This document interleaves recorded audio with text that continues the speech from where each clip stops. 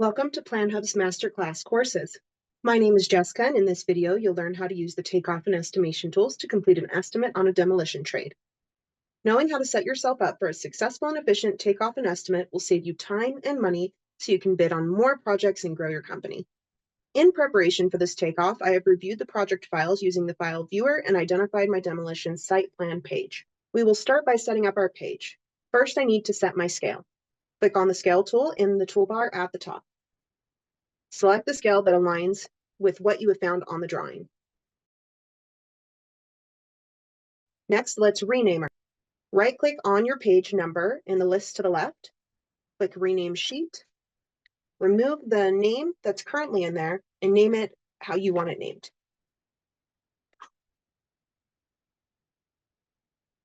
Hit Enter on your keyboard to save it. Now that I have set up my page, I can begin obtaining my measurements and quantities using the Takeoff tools. I'll begin by measuring the areas that are scheduled for demolition using the Area tool. Because this space has more than 4 corners, we will use the multi-point tool. Click on multi-point, rename your measurement, make any adjustments that you would like to make to your properties. Click Set to begin measuring. Zoom in by scrolling in with the scroll wheel on your mouse. Zoom out by scrolling backward. To shift to the plans, you can use what is called the Pan tool. The hotkey for your Pan tool is a right-click hold and moving the mouse. You are essentially grabbing the page with your right click and holding that click down while you move your mouse. Once you release your mouse, the page will stop shifting. Left click to begin your measurement. The snap to angle is turned on, so the line that is being traced is not aligning with the drawings.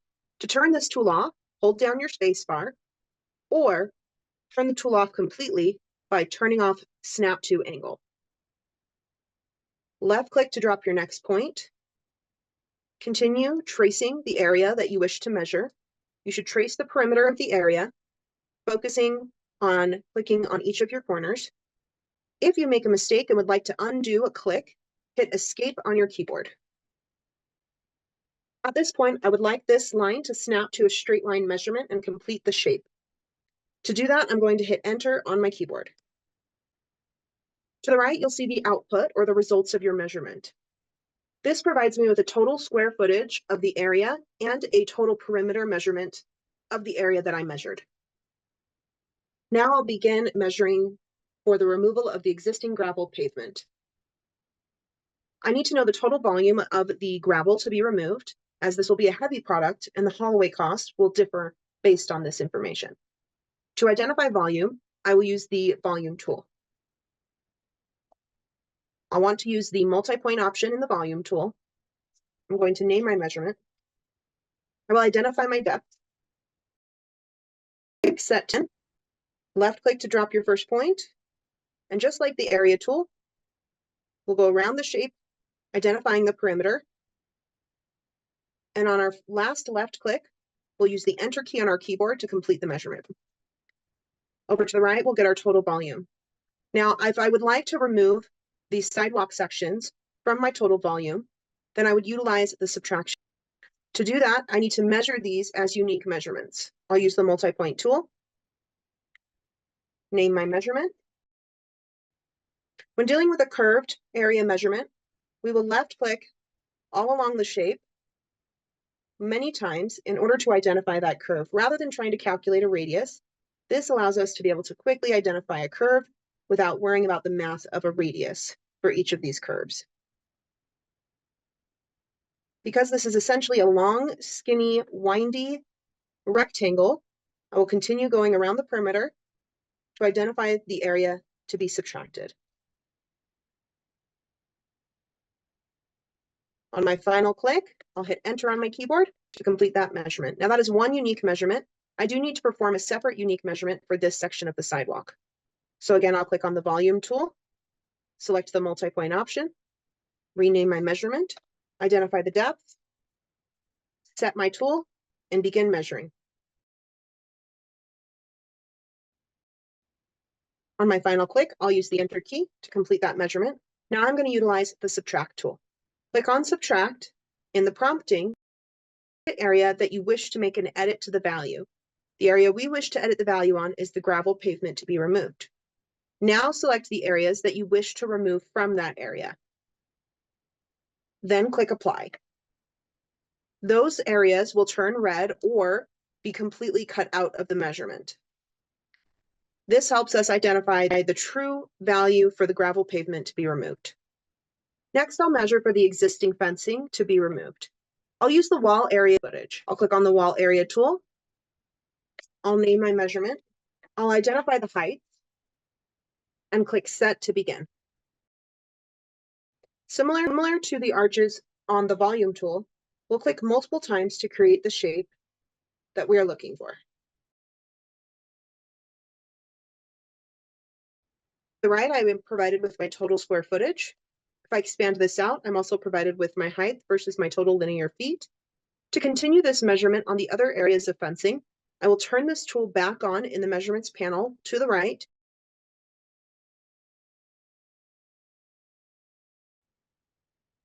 Finally, we'll measure for the existing asphalt and concrete removal. To change the colors, I'll select the color icon and select my preferred colors.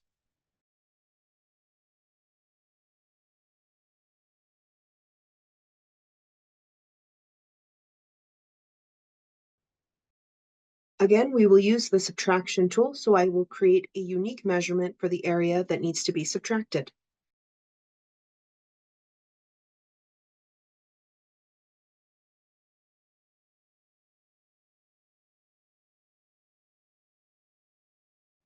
If you have not purchased the Estimates tool, at this point, you can pull the information out of PlanHub and finish your estimate outside of the PlanHub system.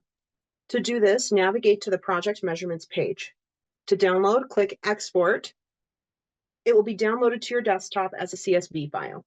Once you have completed your measurements and added any notes using your text tool, you can quickly download the PNG of your work to your desktop. To do this, navigate to the Takeoff page and click Download PNG in the upper right-hand corner when you are on the page where you performed your work. If you have purchased the Estimates tool or are on a trial, you can begin utilizing this tool to build your estimate. There are two ways you can implement your measurements from your Takeoff tool to an estimate. The first is by sending the measurement directly from Takeoff into the estimate. The second is by utilizing assemblies. To do this, check off the measurements and click Add to Estimate.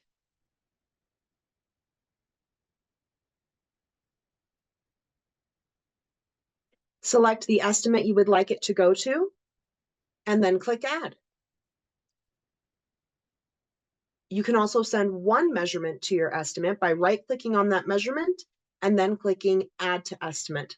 The following steps are the same as if you click Add All to Estimate. You can view these items in your estimate by clicking Project Estimates at the top.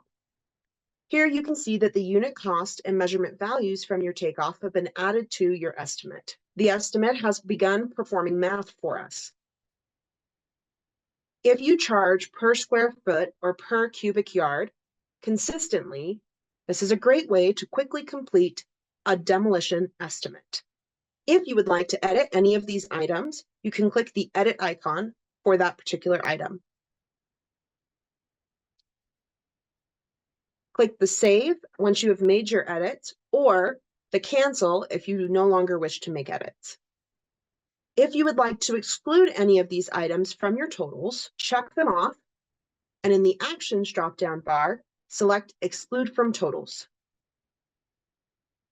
If you expect to experience any waste on these line items, you can click Edit to apply waste value. Waste is applied in a percentage. If you would like to adjust the rates, click Adjust Rates. In Adjust Rates, you can select which estimate you wish to make an adjustment to, select which item types you would like to make the adjustment to, and if you want to make a percentage change or rate amount. I want to increase everything by $2. Once I click Apply, all unit costs that align with my selections are increased by $2. For my overhead and profit, I'll click the Overhead and Profit button at the top. Enter in your overhead and profit in a percentage. Now the system has calculated a 30% increase for the overhead and profit. If you would like to save these items to your personal cost item library, check off the items in the list, click the Actions dropdown, and click the option to Add to Cost Item Library. Your cost items library is located in your navigation bar at the top. In the cost items library, you can choose to look at the cost items that you have created, the cost items that are under your company's account, or you can type in a very specific owner name. You can search your cost items by using the search bar in the top left-hand corner. The second way you can implement a takeoff into your estimate is via the assemblies. To access or build an assembly, click on Assemblies. Assemblies are a grouping of cost items that have attached formulas that can help you account for bill of materials, total estimate value, and unit cost. Assemblies are customizable for each account. Once built, you can use an assembly from project to project. Please note, ownership of assemblies are user-specific. This means that all users on your account can utilize your assemblies, but only the user that originally built the assembly is able to make edits. However, you are able to duplicate each other's assemblies and make edits to your own personal copy. If you have a large list of assemblies, you can search for your assemblies by typing in the assembly name in the search bar. Today, we will create a new assembly by clicking Create Assembly. We will use this assembly to calculate how many dumpsters are needed for this one-story building demolition. First, name the assembly. When naming your assembly, be sure to use a unique enough name that you are able to identify it in the future. Next, identify which tool from the Takeoff tools we plan to use this assembly on. Now identify the item type you can create unique cost items by clicking Add New.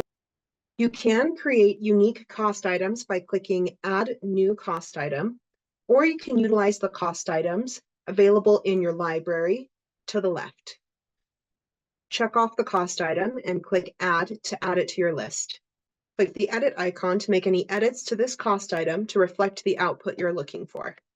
I've updated the name, provided details, included a waste percentage, updated my unit cost, identified a material type, and updated my unit of measure to containers.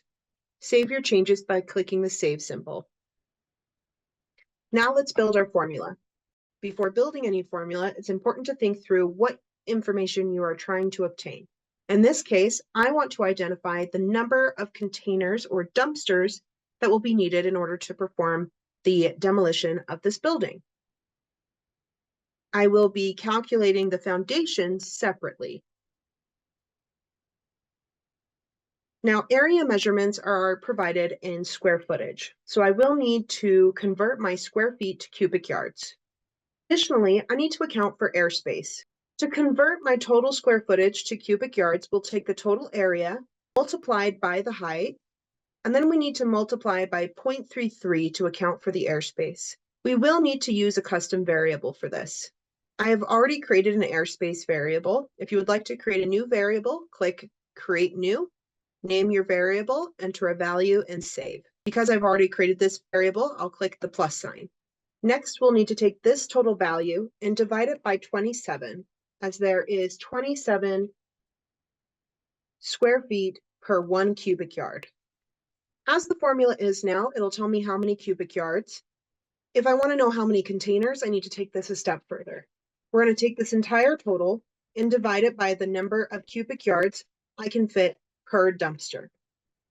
My dumpsters are 14-yard dumpsters, so I'll enter 14. Let's test our formula. Our building area is 2,148. Our building height is 17.35 feet. And airspace is always 0.33. Click Run. Looks like we'll need about 32.5 dumpsters. If we would like to round up our results to 33, we'll click the Round Up Results option. Click Run again, and you'll see that it rounded it to 33. Be sure to give your formula a name. Save your formula for future use and apply it to your cost item. Once you have added all your line items and applied your formulas, you can save all changes and put this assembly to use from the Takeoff measurements panel. As a tip, be sure that you receive a confirmation before you navigate to another page in PlanHub. Navigate to the Takeoff page, identify your measurement, and right-click on it. Click the option to send to assembly.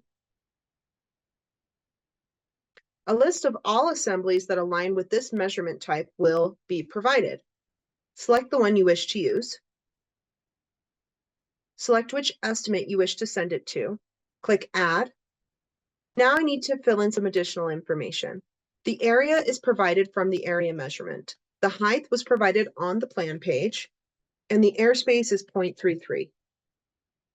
Click Insert Values, and look for the confirmation at the top right hand. Navigate to the Project Estimates page, and click on your new Project Estimates page. You'll notice that it is provided as a single line item that is expandable. Click the option to expand. You can see that the estimated cost and number of dumpsters is provided. Use the scroll bar at the bottom to see all of the information. If you wish to remove any of these columns, use the settings icon and uncheck those you wish to remove. Now let's work on an assembly for the concrete foundation debris. Name your assembly, add your line items, and make any edits to the line item details.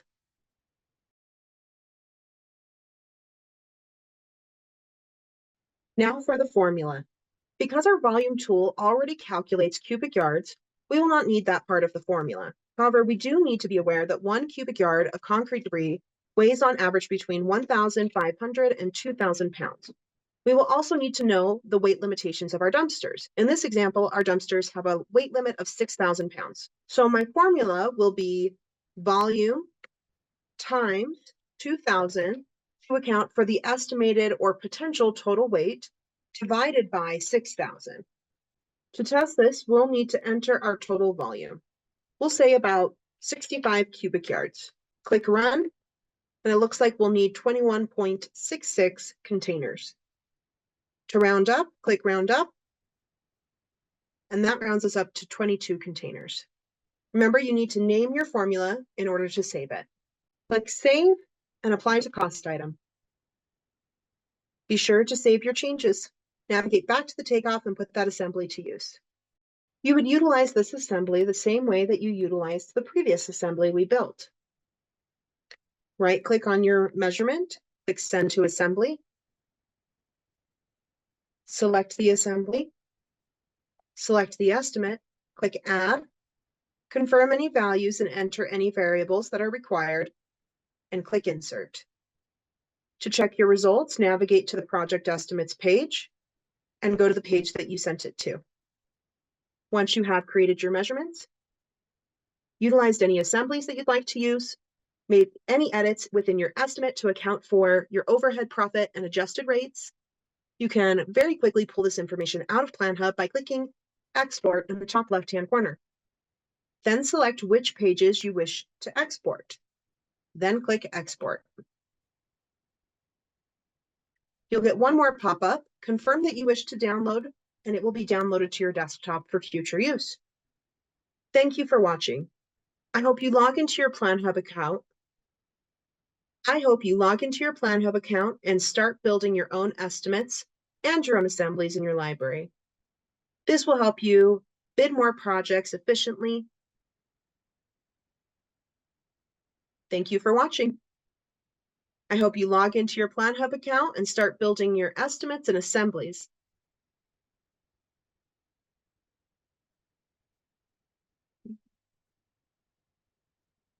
Thank you for watching.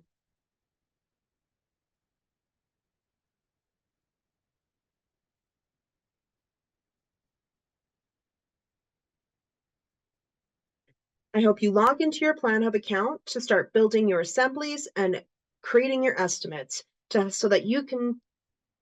Thank you.